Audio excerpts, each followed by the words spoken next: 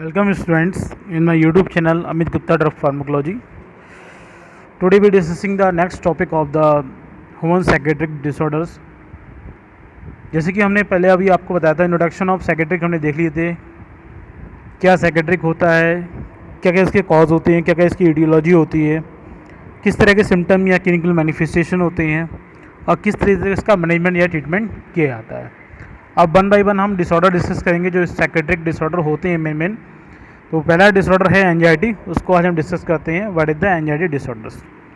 Anxiety basically क्या होता है कि पहले तो मैं थोड़ा सा आप क्लियर करना चाहूँगा, दो चीज़ें होती हैं, एक डिप्रेशन एक एंजाइटी। डिप्रेशन और एंजाइटी में आप कैसे आप डिफ्रेंशिएट करेंगे, एंजाइटी क्या है, डिप्रेशन क्या है। जैसे कि मैं आपको बताऊँ, एक स्टूडेंट है वो एग्ज़ाम देने के लिए जा रहा है। एग्ज़ाम देने से पहले जो उसके अंदर मेंटल स्थिति बहुत ज़्यादा गंभीर हो रही है, एग्ज़ाम देने से बहुत ज़्यादा डर लग रहा है मैं फेल हो जाऊंगा, मैं दे नहीं पाऊंगा। एग्ज़ाम देने से पहले मतलब ऑपरेशन होने से पहले, कोई परफॉर्मेंस होने से पहले जो सिचुएशन डेवलप हो रही है किसी पर्सन के अंदर, that is the anxiety. Depression क्या है, एग्ज़ाम दे चुका है, एग्ज़ाम देने के बाद में उसको जो फीलिंग हो रही है, पेपर ख़राब हुआ है, फेल हो जाऊंगा, ये सब कंडीशन बन रही है, तो वो क्या है, डिप्रेशन है। तो एंजाइटी डिप्रेशन में मेन डिफरेंस यही होता है। एंजाइटी किसी आने वाली सिचुएशन को देखकर मतलब साइकोलॉजिकली जो सिम्टम जनरेट हो रहे हैं वो एंजाइटी है। और डिप्रेशन क्या है कि कोई आने वाली जो पहली सिचुएशन बीत चुकी है उसको उसकी गिल्टी फीलिंग होने की वजह से जो मन में अवसाद बन गया है, वो क्या है, डिप्रेशन है। तो आज हम बात कर रहे हैं एंजाइटी डिसऑर्डर की, ठीक है। तो स्टार्ट करते हैं anxiety disorders. Anxiety is what is anxiety. Anxiety is an emotional characterized by feeling of tension, worried thought, physical change like increased blood pressure. People with anxiety disorder usually have a recurring intrusive thought, concerns, and they may avoid certain situations out of worry. Anxiety की emotional condition है जिसमें person को बहुत ज़्यादा feeling, tension की feeling रहती है। उसके लिए उसके दिमाग में कंटिन्यू उसके उस बारे में किसी इन्फॉर्मेशन को लेकर जिसको लेकर उसको टेंशन है, उसी के बारे में बराबर उसके थॉट आते रहते हैं, जिसकी वजह से उसकी फिजिकल एक्टिविटी चेंज हो जाती है, फिजिकली चेंज होता है। जैसे ब्लड प्रेशर बहुत ज़्यादा बढ़ जाता है कि किसी एक बात को, किसी एक वर्क को बार बार अपने माइंड में लेकर उसे बार बार सोचने की वजह से, उसकी चिंता की वजह से, ठीक है। और उसी के बारे में बार बार उसके दिमाग में थॉट आते रहते हैं और बहुत ज़्यादा उसके ऊपर एग्रेसिव जब थॉट आने लगेंगे तो वो बाद में, और साथ में ब्लड प्रेशर बढ़ जाएगा, तो वो एंजाइटी डिसऑर्डर होता है। लेकिन सम एंजाइटी की बात करें, कुछ अमाउंट में एंजाइटी होता है, वो हमारी लाइफ का पार्ट है। लेकिन जब ये एंजाइटी बहुत ज़्यादा हो जाती है तो वो डिसऑर्डर हो जाता है, जिसको एंजाइटी डिसऑर्डर के नाम से जानते हैं। People with anxiety disorder usually have recurring interesting thought and concern. जो सीवियर एंजाइटी होगी उसमें क्या होगा, पेशेंट्स जो पेशेंट एंजाइटी का अफेक्टेड होगा उसके बारे में, उसके दिमाग में बार बार इसके बारे में थॉट आते रहेंगे कि मैं जैसे मान लीजिए एग्ज़ाम के बारे में, भाई एग्ज़ाम से बहुत डर लग रहा है, एग्ज़ाम से बहुत डर लग रहा है, मैं एग्ज़ाम दूंगा फेल हो जाऊंगा, फिर एग्ज़ाम दूंगा फेल होऊंगा। या फिर कहीं स्पीच होनी हो, स्पीच होने के लिए प्रिपरेशन कर रहा है, उसको बार बार डर लग रहा है कि मैं स्पीच दूंगा तो मेरे को प्रॉपर तरीके से दे नहीं पाऊँगा, लोग मेरे को सुनेंगे, मेरा मजाक बनाएंगे। तो वो सब क्या है, एंजाइटी है। और बार बार उसके बारे में मन में सोचने की वजह से और ज़्यादा एंजाइटी बढ़ती रहती है। They may avoid certain situation out of worry. इसको अवॉइड करना बहुत ज़रूरी होता है। This they may be avoid certain situation out of worry. इस सिचुएशन को अवॉइड करना मतलब हटाना बहुत ज़रूरी है, नहीं तो वो बहुत ज़्यादा हमारे लिए साइकोलॉजिकली डेवलप होने की कंडीशन बन जाएगी। टाइप ऑफ एंजाइटी बात करें, एंजाइटी जो डिसऑर्डर वो कई टाइप का होता है। जनरलाइज एंजाइटी डिसऑर्डर जीएडी से बोलते हैं। सोशल फेविया भी एक तरह से क्या है, एंजाइटी डिसऑर्डर है। पैनिक डिसऑर्डर्स,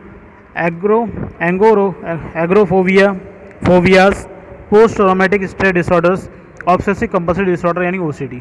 तो ये एंजाइटी डिसऑर्डर को हम वन बाय वन डिस्कस करेंगे।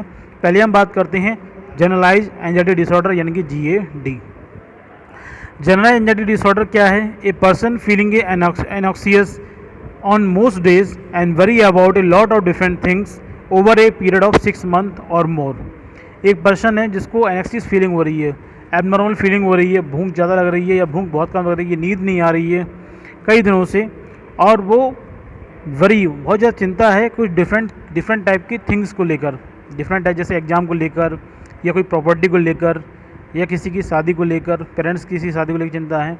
तो इस तरह की बहुत ज़्यादा चिंताएँ बनी हुई हैं और काफ़ी महीने से बनी हुई हैं, काफ़ी दिन से, जिसके कारण उसकी एनॉक्सियस, उसको अजीब तरीके की फीलिंग हो रही है, उसका ब्लड प्रेशर बढ़ रहा है, साथ में अनईजीनेस जैसे सिम्टम्स हो रहे हैं, और over a period of 6 month या 6 मंथ या उससे ज़्यादा हैं, तो उस टाइप की एंजाइटी को हम बोलेंगे जनरलाइज एंजाइटी डिसऑर्डर्स। ठीक है, सिम्टम्स की बात करें जनरल एंजाइटी डिसऑर्डर्स में एक्सेसिव ऑन गोइंग बरिंग और टेंशन, बहुत ज़्यादा टेंशन होने लगती है, बहुत ज़्यादा एक्सेसिव उसके बारे में थॉट आते हैं, अनरियलिस्टिक व्यू ऑफ प्रॉब्लम्स, अपनी प्रॉब्लम्स को वो रियलाइज़ नहीं कर पाता कि प्रॉब्लम, उसको लगता है बहुत कठिन प्रॉब्लम है, ये आपकी सॉल्व नहीं हो सकती है, अनसॉल्व प्रॉब्लम है, उसको इस तरह की फीलिंग हो लगती है, इस प्रॉब्लम का कोई सोल्यूशन नहीं है।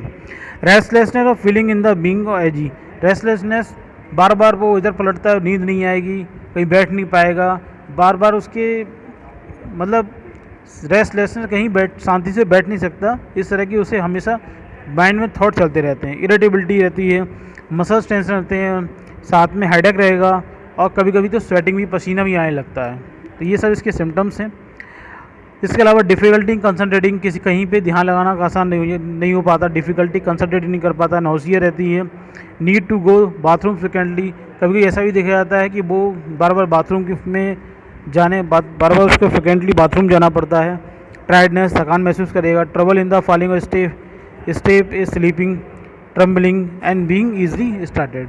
ठीक है, कॉज क्यों होती है, कोई जेनेटिकली भी ऐसा होता है कभी कभी, और कभी कभी ब्रेन केमिस्ट्री किसी की चेंज हो जाती है, न्यूरोकेमिकल चेंज हो जाती है, जैसे गाबा मीनोबिटारी एसिड जो केमिकल्स है, न्यूरोकेमिकल है, उसकी डिफिशियंसी हो जाए, उसकी एक्टिविटी कम हो जाए, और उसके अलावा एस्टाइलकोलिन या फिर एडेनिन या नोराडिन के हार्मोन्स की एक्टिविटी, न्यूरोट्रांसमीटर की एक्टिविटी बहुत ज़्यादा बढ़ जाए, तो उसके कारण यह इन्वायरमेंटल फैक्टर हो सकता है। जैसे किसी इन्वायरमेंट जो पर्सन रह रहा है वहाँ पर नेगेटिविटी ज़्यादा है, पॉजिटिविटी कम है, तो उस कंडीशन में भी यह कॉज ऑफ जीएडी बन जाता है।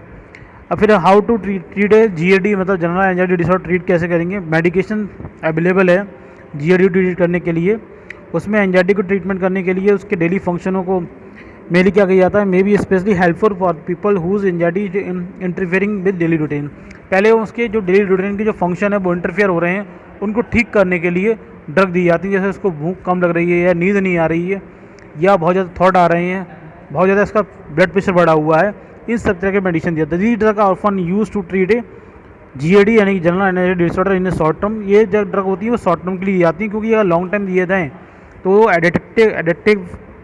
एडिटिव या सेडेशन फीलिंग करती हैं, और मेमोरी को और उसकी कंसंट्रेशन को अफेक्टेड करती हैं, इसलिए इन ड्रग का जो ट्रीटमेंट होता है वो शॉर्ट टर्म ट्रीटमेंट होता है। और जो मेनली जो होती है बेंजोडाइपिन क्लास ऑफ ड्रग ही चलती हैं, जैसे बेंजोडाइपिन जैसे अल्प्राजोलम है, डाइज़ेपाम है, ये ड्रग मेजॉरिटी दी जाती हैं।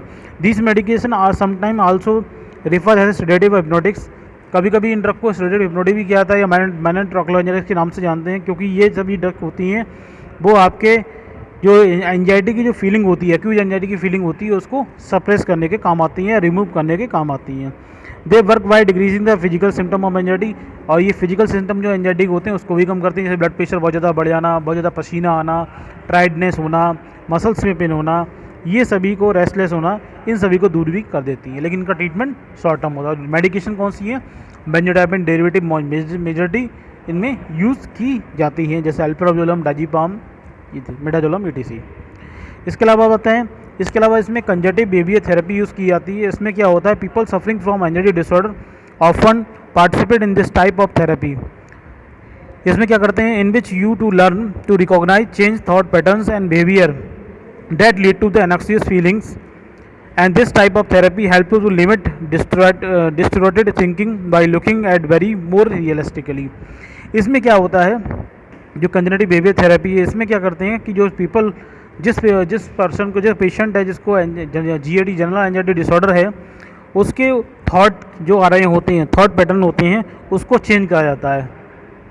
बार बार उसी के बारे में थॉट आ रहे होते हैं तो उसको चिंता और ज़्यादा होने लगती है, तो उसके थॉट पैटर्न चेंज हो जाता है, उसकी सोच को चेंज किया जाता है, जिससे उसकी बिहेवियर, थॉट पैटर्न में बिहेवियर में चेंज किया जाता है, जिससे उसकी एनॉक्सियस फीलिंग को कम किया जा सकता है। यानी वो थॉट और वो बिहेवियर को चेंज कर दे, को हटाकर दूसरा बिहेवियर या दूसरे थॉट को उसके माइंड में रिकवर किया जाता है बातों बातों में, या फिर इस तरह का इन्वायरमेंट खड़ा किया, उसे बिजी किया, बिजी करने पर उसे गेम में बिजी कर दिया या एंटरटेनमेंट बिजी कर दिया, उसको अकेले नहीं रखा।